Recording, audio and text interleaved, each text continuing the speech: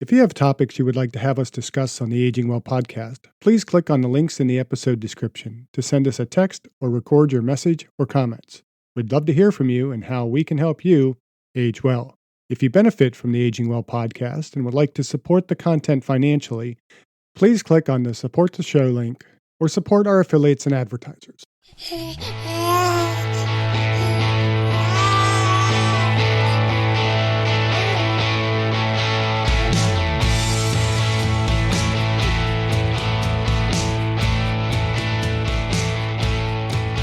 Welcome to the Aging Well podcast. I'm Jeff Armstrong here with Corbin Bruton. In this and the episodes that follow, we will share candid discussions on aging and hear from the experts. We are here to inform and encourage as we experience, aging. In a recent CBS News report, Michael J. Fox discusses his battle with Parkinson's disease and a year of falls and broken bones. He has declared himself on a mission: don't fall down. In this episode, we discuss exercise for Parkinson's disease and for preventing falls as we seek to age well. Hey, so I came across an article on CBS News, and it had to do with Michael Fox, and he was discussing his Parkinson's, and the article was, after 5 years of multiple broken bones, Michael Fox says that he is on one mission, and that's not to fall down. And I thought, what a great subject for our Aging Well podcast, because if everyone at some point of their life, they're going to know an individual with Parkinson's, or in certain scenarios, they may be one who is diagnosed with Parkinson's. And what better way to kind of discuss what people can do to not fall down, to not get frozen. And although it was kind of a heartwarming article with CBS News, they didn't actually talk about what he was doing to quote unquote not fall down. What do you think about that today? Yeah, it's always the fun thing about some of those popular press articles. They kind of have this aggrandized kind of title to it, but they don't really tell you anything. It's just like, okay, so he's doing something, but what's he doing? Because obviously he's maybe having some success and being able to walk a little bit better. And I think, the concept of not falling down is not just limited to Parkinson's individuals. It's limited to a lot of our aging population. And so I think it's a really, really good topic to talk about. And in one of our episodes, when I had Carmine Arpaia on, you might recall that one, where we talked about Carmine's Law, which is what his kind of staff at Peconic Landing on Long Island kind of, not jokingly, but more tongue-in-cheek, just kind of called the principle. But it's published in my book. So it's now an official, official thing, Carmine's Law. But Carmine's Law basically states that strength plus posture equals balance. And so when we are looking to age well and to not fall down, those are the things that we need to consider. A lot of times I think people tend to want to train balance, and they do it by standing on Basu balls or unstable surfaces and, standing on just one foot, using unstable surfaces. But they neglect the fact that the person who you're trying to develop the balance in lacks the musculature of the whole body, and particularly lacks a proper posture to be able to walk properly. And we know with Parkinson's disease in particular, we get what's referred to as gestation gait, where the body tends to be leaning forward, the head is forward. And so they have this kind of shuffling gait, which is, when we walk, we are essentially just falling and catching ourselves. And when people fall when they get older, it's just that failure to catch yourself in your gait. And so we see this kind of shuffling, a shortening of the stride. And so what do we do to counter that, to improve posture, to improve strength in individuals who have Parkinson's or any other condition associated with aging?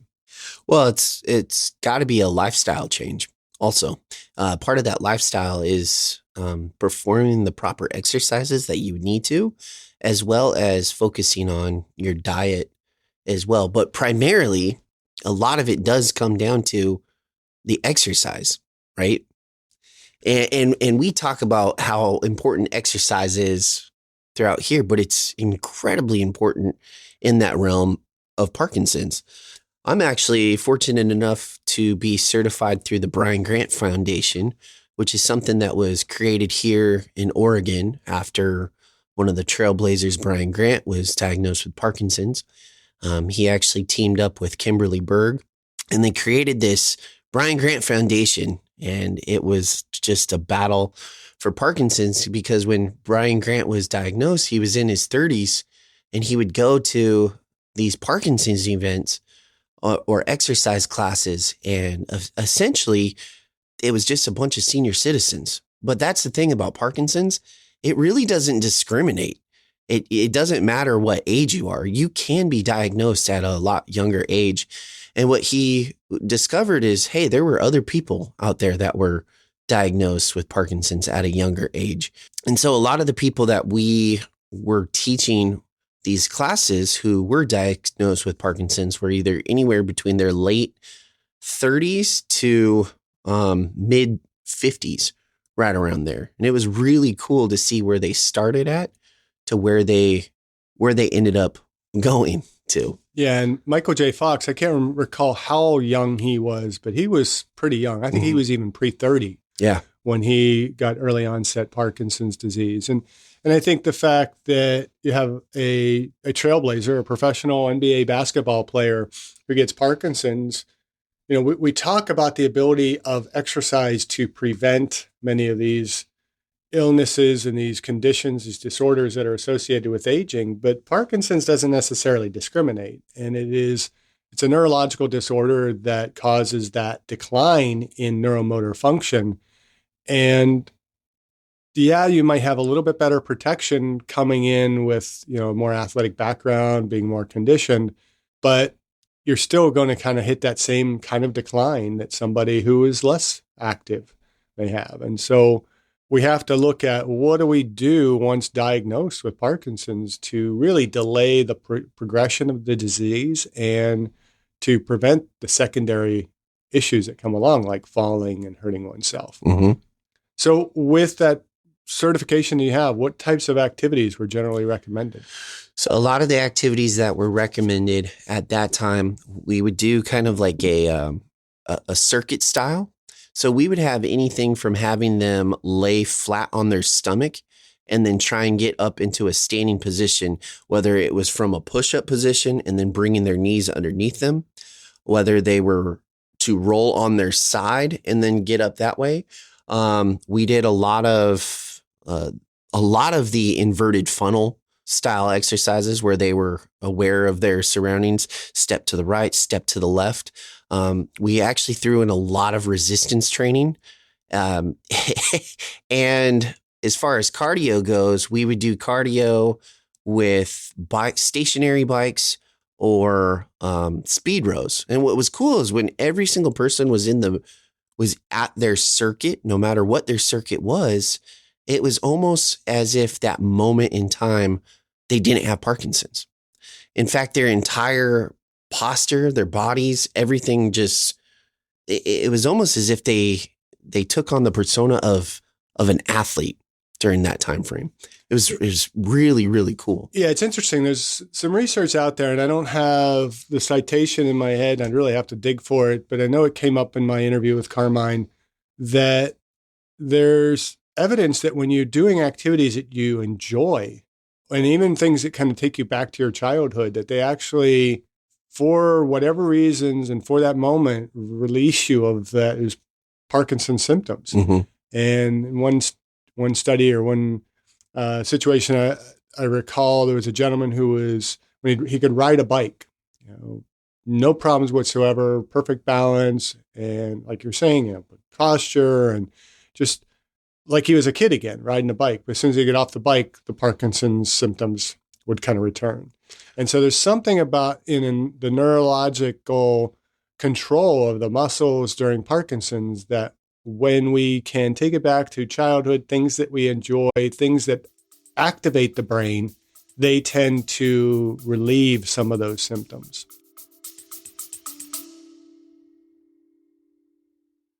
I discussed my epigenetics test with True Diagnostic co-founder Hannah Wendt in episode 162.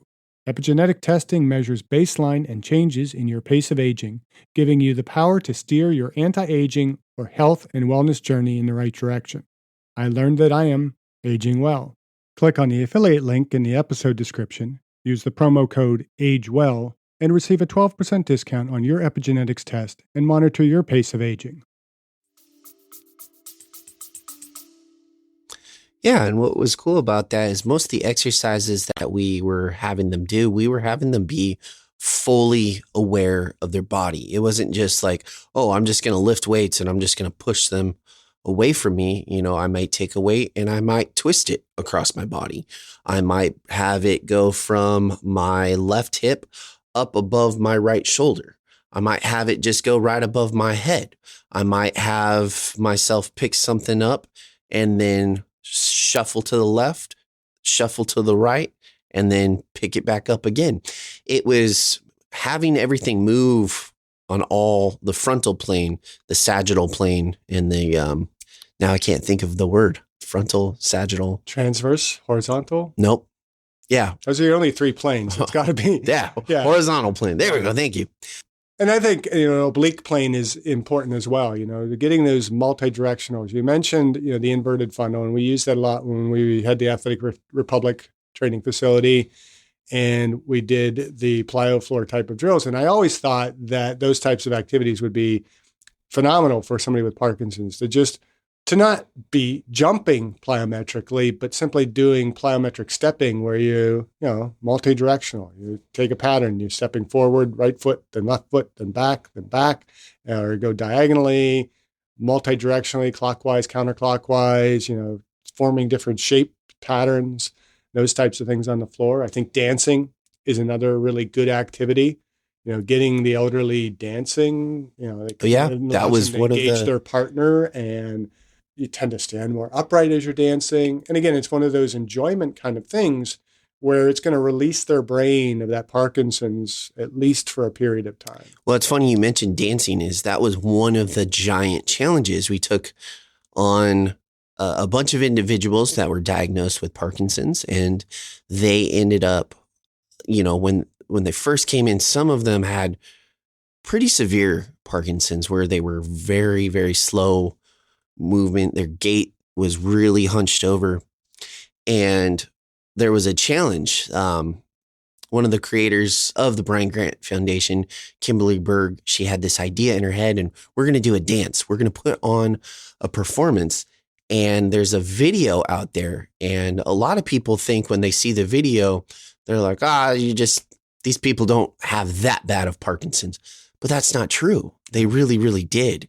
Their Parkinson's was incredibly severe, but they were able, through weeks and months of just continuous exercise, continuously getting this routine down, they were actually able to perform the entire Thriller dance. Oh, really? Yeah, and it was absolutely fascinating. And if you know the background story, and if you saw where a lot of these individuals in that video came from and what they're doing while they're performing it, I'm getting goosebumps just thinking about it, because it was so incredibly heartwarming. And these individuals, they were the ones that took control over their lives. And it was one of the most amazing things ever. So let's talk a little bit about the strength training, because I think one of the mistakes that we often see made when dealing with the aging population, particularly a population who might be inexperienced with lifting, be at some degree of frailty, and especially with ones that might have Parkinson's or other neurological disorders, we tend to throw them on machines and do the stable, isolated type of exercises and think that that's going to help. What are your thoughts on? Well, an individual with Parkinson's, they're not going to necessarily have the base strength as someone that doesn't. So 5 pounds to them or 10 pounds to them is a lot of weight. But no, I don't necessarily agree with the machine portion, because with the machines, you're right, it's stationary. It's just in that fluid motion versus having a free weight. Now you're more in control and you're having that balance of, okay, I'm connecting my brain with my hand, grabbing onto the weight, and I'm either pushing it or I'm twisting it or I'm doing something to maintain it. So you're firing a lot more of your neurotransmitters in order to stabilize it. Yeah, I think the complexity of the movement is what is most important when Right. we're dealing, and maybe even so with the aging population. We talk about trying to maintain muscle mass and strength, and a huge component of strength is the neurological component, not just simply muscle hypertrophy. And so, yes, we want to offset sarcopenia and those types of things, but when it comes down to preventing falls and having the level of strength necessary to be well, to age well, I think it comes down to the neurological complexity of the movements that we can perform. Because you want to prevent a fall, a leg extension is not going to do it for you. It's that hip strength, that ability to move multidirectionally on command and to move the entire body in order to maintain that center of mass over your base of support. Yeah. And then as far as machines go, we did do a lot of cable stuff, but again, using cables when you can set and adjust them to a different degree or a different range. Well, and the thing with cables too, if you're using, say, the paired high cable, low cable kind of stuff, or even just a single cable, there's a certain anti-rotational component involved with that. There's a certain base of support piece with that. So if you're doing chest flies on a cable machine, there's a little bit more engagement in that with a little bit better safety than maybe a dumbbell might have, but you're still in a position of a little less stability, a little bit more whole body control of that movement than if you're sitting on a machine and just moving, around the axis of rotation of that machine. Yeah. Yeah. So I would agree with that. I think, the more complex that we can do the movement, the better. The more that it engages the entire mind-muscle connection, not just simply, when we think of bodybuilders and mind-muscle connection, it's like, I'm focusing on the bicep, pump the bicep up. You have to pump it, feel it with air. Yeah. We do those repetitive movements. Yeah, that's going to grow hypertrophy in that particular muscle, but there's not any other motor control involved with that. I mean, you're just firing a very, very simple neuromotor pattern. But when you get into these complex movements and the body's having to react to, maybe you shift your weight just a little bit and it's got to counter that to bring it back into control, that is the kind of strength that's going to foster a better posture and foster better balance. Yeah, one of the other things, and I can't remember what it was called. I think it was Band X. They were the yellow and black kind of rope bands, and you could set those to different adjustments, whether it's coming from the floor or up tall. Yeah, there's a few different products like that. And I think Band X is probably one. I mean, I have to look that up. And we did a lot of pulling motions. So we would either have them stay on the ground and the band would hang above them and they would pull themselves up that way, or they would be in a completely upright standing position, hold on to the bands and lean back, and then have that pull them forward. So again, firing those different motor neurons. And that was a little bit more advanced. I'm not just saying like, oh yeah, if you're fully diagnosed with Parkinson's, well, any exercise is going to be individualized, right? And so if you're dealing with Parkinson's, there's so many degrees of Parkinson's that, it's where are you starting that person at? What is their capabilities? And the end goal is to prevent falls, to better their gait. And if you think of the issue with that festation gait is that there's this forward postural lean. Well, do we want to be focusing in on the anterior chain as much as we focus on the posterior chain? And I would say, no, we want to be focusing much more on pulling motions, extension movements in order to counter that. And I also think, and this is kind of my personal opinion, I think a key area to focus in on is multidirectional hip movements and hip strength. Again, which we can use that movement patterns on the floor using the inverted funnel principle and dance and other types of things like that to help to allow the body to be able to respond to those sudden perturbations in the body posture. But posterior chain, I mean, upper back, and all of our elderly population should be focusing on the upper middle back so that we can prevent kyphosis, and help to strengthen the muscles that might prevent some of the damage that might come from osteopenia, osteoporosis, but also, counteract those years of, particularly in this upcoming aging generation that have had years on their iPhones and their computers and stuff like that have weak musculature just from sitting and being hunched over. All of that, doing face pulls, doing back extensions, doing rowing motions. One exercise that I've come to really like, I've been using with the wrestlers that I would use with the aging population, is more of a single arm kickstand compound pull, lat pull. Now, if you're familiar with that, but with the kickstand, you're kind of a split stance. You're leaning into the cable, so it's almost like you're starting in a vertical pull, and then you bring the body upright and pull into the waist, and so you're concluding it like a horizontal row, and then you repeat.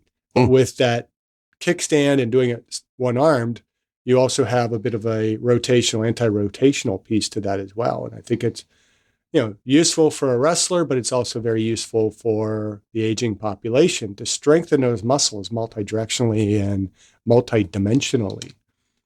Well, and then on top of that is we, just as a society, it's almost as if when we're little kids, we're really, even though some little kids are really uncoordinated, that's because they're getting used to their body. But eventually, they become pretty aware of their body. They hit a certain age where they become really aware of their body, and they're able to do cartwheels. They're able to run to the right, run to the left, do backward stuff, move forward.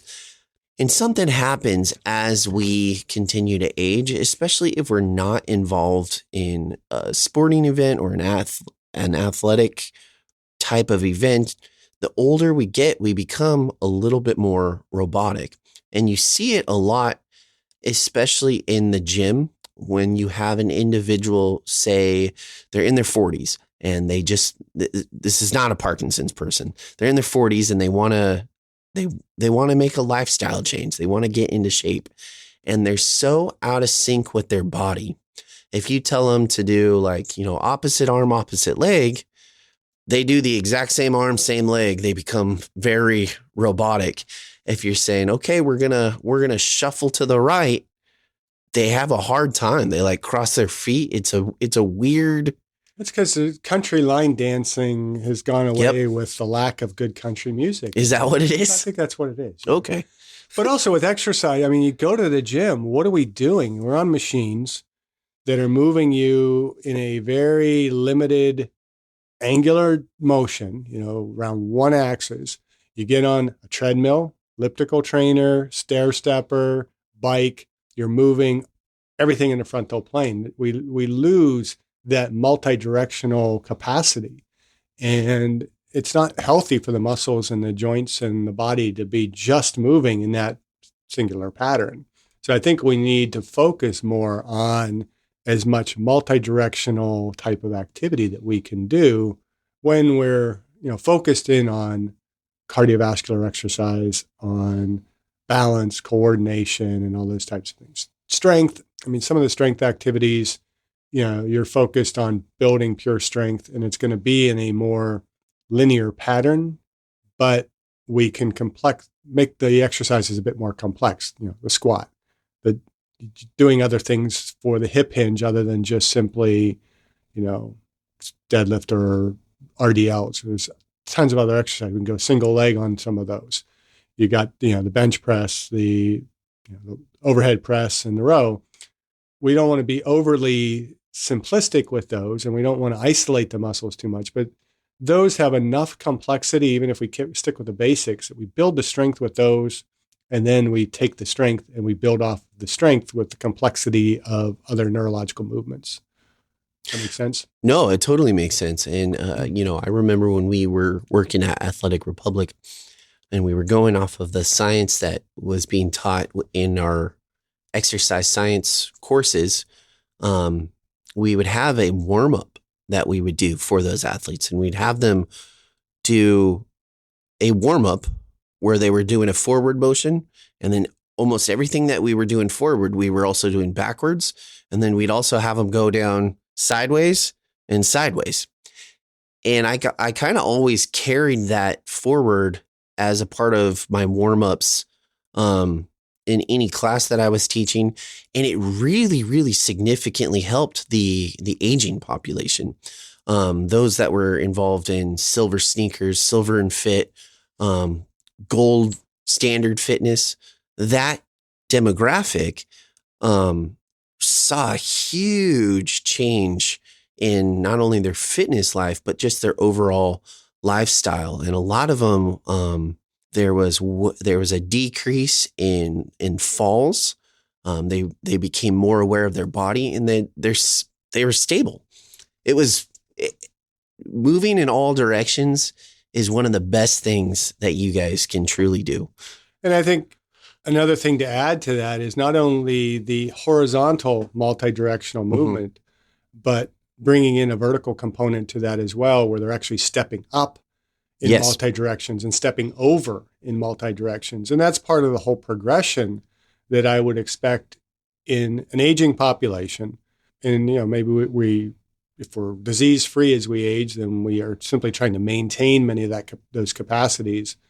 But for Parkinson's, somebody early onset Parkinson's, to try and maintain many of those, because Parkinson's is basically trying to counteract all of that neurological movement that we have acquired over our lifetime. And, again, if you are an athlete entering into Parkinson's, it's trying to rob you of all of that athletic capacity. Fortunately, somebody with some of that athleticism has a little bit more to be able to maintain, but somebody who's been very sedentary, the ill effects of the disease can be much more devastating. Yeah. So what about boxing? Have you heard about boxing? Yeah. So I have heard about boxing, and that's funny that we're talking about full range of motion and movement and dancing. Because of the dance portion that became super successful. Kimberly Berg, who, again, she's one of the creators of this combat against Parkinson's. She actually started diving into a ton of research and saw that boxing or fighting really, really, I can't even say, really, really combated a lot of Parkinson's. So sports combats Parkinson's. Yeah. Huh? And I cannot remember the name of the gym that she's creating. I think it might be Fighting Parkinson's. I think that might be. There's a few different organizations, and I don't believe she's the first to kind of bring that, those fighting types of gyms to the Parkinson's population. But I know, again, my friend Carmine Arpea, when he was at Peconic Landing, they instituted, much of that research in their own kind of program of hanging some heavy bags and speed bags in the room, and just the senior population loved it. Right. But then there were those who were kind of in the early onset of Parkinson's and didn't want people to know that they had Parkinson's, and they were afraid that, this boxing activity was associated with Parkinson's, and so they were a little bit more timid to do it. But so many different individuals engaged in it, and it was like, nobody's going to know that you have Parkinson's just because you're doing it, because everybody's doing it. And so they had, the whole spectrum of the aging population there involved in it. And, he talks about one woman in the interview where she had needed to use a walker and was very dependent upon that walker. And she wanted to try the boxing, and, she's up there, she's got the walker in front of her, and, kind of spotting her and make sure she's okay. And she just got so into that rhythm, hitting that speed bag, that completely forgot that she had any kind of dependence on that walker.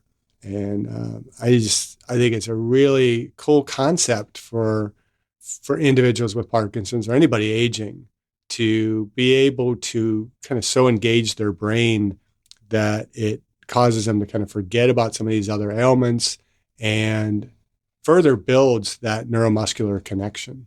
Yeah, no, and just diving into a lot of the research that's out there. It is mind blowing to me how beneficial boxing or some combat sport does to really, really delay or slow Parkinson's, and gives individuals who've been diagnosed with Parkinson's a tool to kind of live their own life and add that longevity. Age well, I guess you could say. Age well with Parkinson's. So maybe that's the title today. Age well with Parkinson's.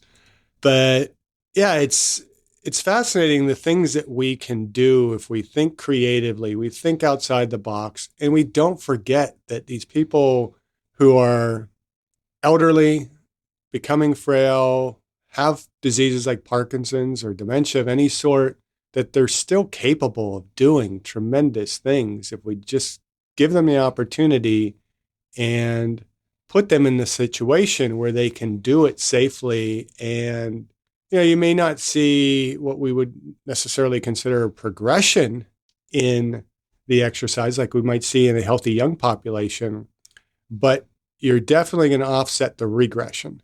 And so any level of stability and function as you age becomes progression. And the more we can maintain those healthy movement patterns with or without disease, the better we age. Yeah. And another thing is, I don't know if we mentioned it, but sometimes when an individual that we care about, that we love, if they have Parkinson's and they're in a situation where they've frozen up, telling them to move, hey, just move, come on, move, that actually doesn't necessarily make the situation better.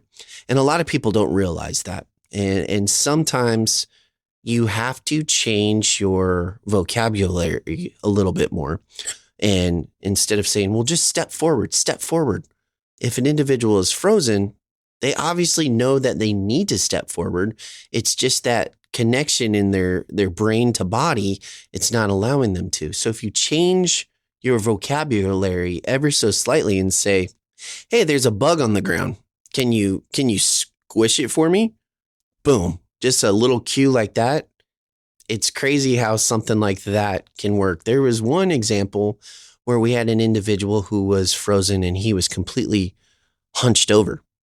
And obviously, just stand up is not going to necessarily work. So what we told him is, okay, are you able to move forward? And he said, yeah, I can. And as he did, he kept hunching over more and more. So it's okay. For every step that you take, I want you to pretend that you have a giant drum on your back, and you're going to beat that drum with every step. So every time that gentleman took a step, he would swing his arms back and beat that drum, and eventually got into that full-on upright position just by changing your language ever so slightly. It's just making a different connection and having them visualize something else. It's pretty fascinating. Yeah, I think you have to explore, what works for the individual. I had a colleague when I taught at Hope College that had Parkinson's disease, and he told me a story once I think he told me, or maybe somebody else had told me the story, but it was probably over like a winter break or your finals week or something like that. And so it was cold outside, and this was in Michigan, so it gets very, very cold. And he lived near campus, and he was watching, I believe he went to like LSU or something like that. So he was watching his college team play football, and they were getting beat up pretty bad. So he was getting frustrated. So I told his wife he's just going to go into his office and grade papers. So he walks the short block or two to the science center, no jacket on because, it's not, he's going a short distance. Right. And, when you spent the winters in Michigan, you get tough, and you don't need those jackets in the sub-zero weather. But he gets halfway up the steps and freezes. Freezes in his steps, not literally frozen from the cold temperatures. And fortunately, there was another colleague who lived in a neighborhood and happened to see him. I don't know if he saw him from his home or whether he was out on the street, but he saw him just standing on the stairs. And so he rushed over to him and said, what can I do to help you? And this gentleman's like, it's going to sound a little strange, but I want you just to sing in my ear. Like, okay. And so he starts singing in his ear. He said, no, singing, this way. And so he sings in his ear and it freed him up. And apparently his wife had somehow just accidentally discovered that when he froze up like that, when she sings in his ear, it does something neurologically that just kind of relaxes those neurons and allows him to start moving. And so he knew that. And so I think everybody, has maybe this kind of secret to kind of unlock that lock that, kind of traps them in their ability to move. And I thought that was a really, really cool story. And I told it millions of times. Well, not millions of times, but quite a few times as I teach pathology and things like that, when you're looking at Parkinson's, that's going to be an issue, is people freezing. Well, what do we do to get them unfrozen? And like you said, it's not going to be just, hey, move, because the brain is locked. Right. And something needs to unlock it. Yeah. And so I think your advice was a lot better than mine, as far as it's going to be customized to that individual. But just being creative with your words can definitely go a long way. Yeah, so try multiple things. And, I really like that idea, the kind of the drum. I don't know how you came up with that. Do you have any story as to how you came up with that idea to just have him beat a drum on his back? So for me, that was actually one of the examples of the classes that we had to go through to get certified. That's what the main teacher, that's what she used that example. And literally 2 weeks later, I had someone in one of my classes that I was teaching, and it was the exact same position. And I was like, well, let's try it out. And see, I thought you had some brilliant insight or something like that. No, but no, that one I can't take full credit. I can take full credit for the squish the bug. Like there's a bunch of bugs on the ground, squish them. Mm-hmm. And then that gentleman stood upright. So, I think some of it just seems like, and I don't know if they gave any specific guidelines to that, but it seems like, if you see them kind of trapped in a particular position, what can you do to kind of counter that? And like the situation with the guy bent over and can move forward, beating a drum, he's got to reach back, and reaching back is going to engage those posterior chain muscles and help him to kind of work and relax those muscles and bring his body more upright. What was the situation again with the guy who you had squishing the bugs? We were just done with the actual workout. And he was trying to leave the building, and he was completely frozen in the lobby. And so I just kind of with my finger, just kind of poked on the ground, and he would squish, squish, squish. And then he stood upright, and then he walked out with his wife. So yeah, that was that one. I had one gentleman, and if he got frozen, what he would do with his own mind, he would clap.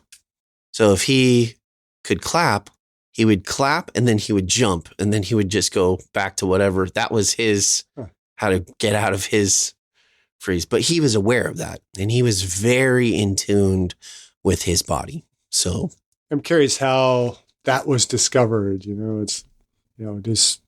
he just have a thought, well, if I can clap, maybe that was, okay, I can move my hands, so I'm going to try and just move other muscles, and maybe that wakens everything up. I don't know. So it's a fascinating thing. And I think it's important that, and this is why I wish they really, in this article, had dived in a little bit more to what Michael J. Fox is doing to be able to walk better and prevent these falls. Because, falls are critical, whether you have Parkinson's disease or, just simply aging, you become frail. And how do we counter that? And again, balance is critical, but not, how we train balance needs to kind of get out of this box of, you train balance by practicing balance, because that's not the reality of what individuals need in order to prevent falls. You need to be able to react to these perturbations in your posture and your stance, and to be able to react. We talk about agility. Agility should not be trained just simply by memorizing patterns. Now, the stepping stuff that we've talked about, and that has a little bit of a repetitive kind of, you know what you're doing. But when you take that to a next level where you can say, okay, move this direction, and be changing, and they have to react to it, or something is stimulating it. We didn't have a lot of high tech in that for some reasons that we were talking about before the show, but we won't share on the podcast. But remember we used to do a lot with laser pointers. We did, yep. And you could kind of almost with the elderly or anybody, kind of play like they're a cat, and do the cat drill where you shine it on the floor and they have to kind of follow that light as it dances around the floor. And now you're having to respond to a stimuli and react and move in multiple different directions. That's going to go a lot further than just simply standing on a Basu ball or just standing on one foot and say, okay, stand there as long as you can. And you sway and okay, you stand there for 15 seconds and okay, relax. Let's do that again. That's going to help. And that may be your initial steps, but eventually we have to start making the movements more and more complex in order to prevent the falls. That older gentleman that I've talked about before that came to me when he was 84 and hired me as his personal trainer, had never lifted weights in his life. A lot of what we did was just simply any kind of exercise that was going to strengthen the hips multidirectionally. That was a priority. And, I would focus on the upper back as well. And those activities are going to have a great effect on preventing falls rather than just doing stuff that is balance specific or, joint strength specific. So any other thoughts on preventing falls? Just basically the being aware of your body in that inverted funnel. Just, focused kind of, I don't even know. Yes, my thoughts on preventing falls are going to be the inverted funnel and then focusing on if you feel yourself falling, having the training that you've developed to create a reaction, right? So if you're falling, you're not like, oh no, I'm falling, crash. Through your training that you've done, you're like, oh, I'm falling. It's okay. I'm going to catch myself, my body. So, and actually with preventing falls, you don't have that time to think about this is what I got to do. Exactly. So it's got to be so ingrained in the brain to be reactive that the brain automatically makes the response to counter that. And you need strength. You need, the more proper your posture is, and the more you're maintaining your center of mass over your base of support. And that's basically just thinking of, what do we do to keep ourselves from falling over? If we're standing on a bus and the bus is, rocking from side to side, we generally widen our feet in the direction where the bus is rocking so that we don't fall over. Oftentimes we kind of stagger our stance so that we can maintain that base of support in multi-directions. We never stand with our feet perfectly together and upright because you're more likely to fall if there's any kind of perturbation. And so trying to operate within that base of support and doing it in ways that we can respond to almost any stimuli is what's going to help us to have better balance. And that's strength.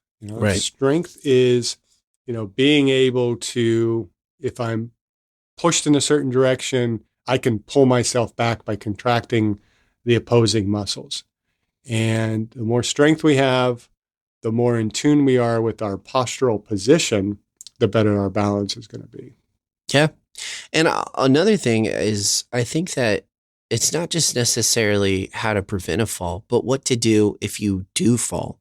Also, I do know that we did focus a lot on those. Okay, you've fallen. It's already embarrassing that you've fallen, but are you going to remain on the ground? No. So putting yourself on the floor in different positions and figuring out what can I do to get out of it? I'm falling on my side. Can I push myself up using my arms in a seated position? Or I've fallen on my side. Am I able to roll on my back and use my core strength to sit up? Am I able to roll onto my front and get up in a push-up position? I think things like that is something we just kind of overlook.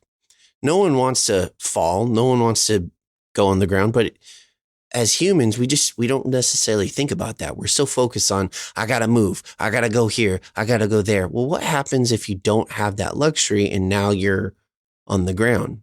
Are you set up with the tools in order to get yourself off the ground?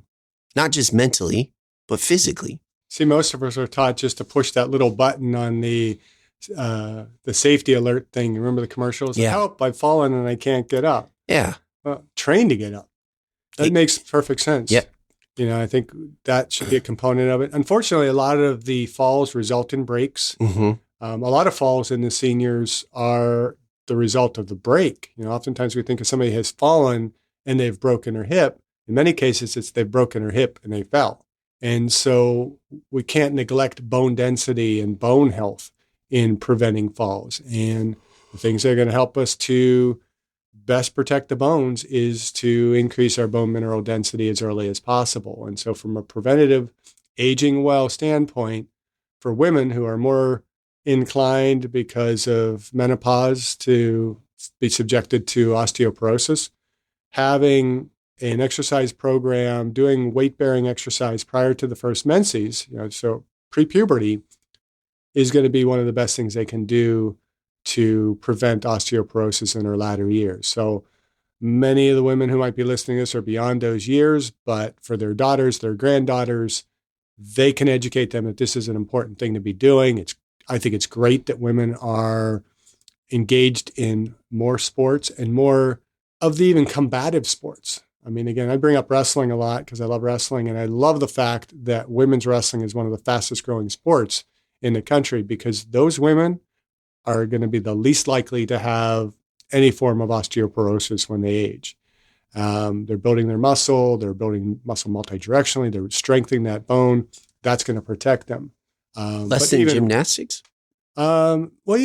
Gymnastics, the issue that comes up with gymnastics and bone health is that there is somewhat of a tendency in gymnastics to restrict body weight and diet and those types of things. And so, not all, but many gymnasts can be in a hypocaloric state for much of their training.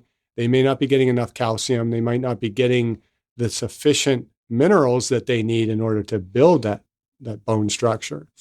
And so, how they approach gymnastics, and I think gymnastics is important. It's kind of the gateway sport, I think, for nearly all kids. I think even boys should be doing some gymnastics early on to build some of that balance and that motor control that can help them in other sports. But really, any activity that is going to be weight bearing is going to have benefit for women and men. And so build that bone mineral density up early, maintain a strengthening program throughout life, not hardcore bodybuilding, powerlifting kind of stuff, just healthy, moderate amount of resistance training on a regular basis is going to have a benefit in future prevention of falls because we're going to have the muscle, we're going to have the posture, we're going to have the bone strength because any muscle contracting against a bone is going to respond, that bone is going to respond by getting stronger. And that's going to prevent a lot of these fall issues that we might have in the elderly. But if we have been sedentary and we're aging and we find that we do lack bone mineral density, we lack muscle strength, there's no better time to start countering that than now. And so, don't let osteoporosis or sarcopenia that comes along with aging, so that loss of bone mineral density, that loss of muscle mass, become a cause for one to become frail and further diminish their capacity to be functional. Start acting on it. And what we've talked about with some of these exercises for Parkinson's and, preventing falls, those carry over for all individuals that are simply wanting to age well. Well, one last thing, and I know we're getting really short on time, so I just want to chime it in just at the end. As far as going through an exercise routine to help combat Parkinson's, as stated previously in this podcast, it is a lifestyle choice. So you do have to be consistent with it. And part of that lifestyle choice is diet and nutrition. And there's a forever rotating door as far as nutrition goes with Parkinson's. Should they do low carb? Should they not?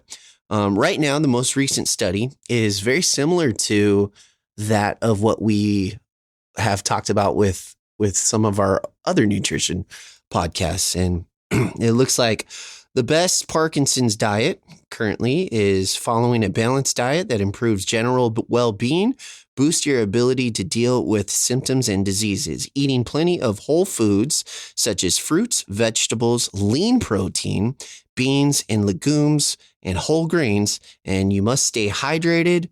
These are the key ways to stay energized for your overall health and combating Parkinson's. So, I mean, that's pretty much the diet for Everything. combating disease. Exactly. So there's nothing really novel about that paper. Yeah, I mean, I think, I forget the exact episode. I wish I could keep track of the episode numbers and we can kind of refer back to that particular episode. But we talked about one of the episodes where seniors are eating junkier diets. We've talked about, in several of the podcasts, some of the healthier diets. And, one of the particular studies, legumes was like one of the top things in there, eating lean protein sources. But getting your protein, getting the things that are going to be, substantial in terms of calcium. I think salmon is a really good protein because it's got healthy fats. It's got, if you're eating, I like canned salmon more so than fresh salmon. Making like salmon patties because you include the bones that come in. And a lot of people throw those bones out, but they're so soft that, you can kind of mix them up and you make them into salmon patties and you get the calcium, you get the oils, you get the protein, you add a leg in there, you get, some few other things, very healthy. But eating is critical and it's not going to prevent Parkinson's. I don't think there's any evidence that our diet, or at least any concrete evidence that our diet is going to prevent Parkinson's, but it's going to improve our capacity to manage the symptoms as we attempt to age well with Parkinson's. So, all right. Anything else? I think we're good. Okay, guys. Well, if you are an individual who has been diagnosed with Parkinson's, don't feel like you're the only one. I strongly suggest getting out. There are a lot of communities throughout this entire nation. I know here in Oregon, we have the Brian Grant Foundation. We have Fighting Parkinson's. We have a lot of the local YMCAs or rec centers team up with groups that are certified in order to combat Parkinson's and put on exercises as well. There's an entire outreach program that's available online. So reach out. Just know that you're not alone. And no matter what phase in life you're in, just know that we support you and we will do everything to keep you updated and make sure that you're aging well. Age well. Thank you for listening. I hope you benefited from today's podcast. And until next time, keep aging well.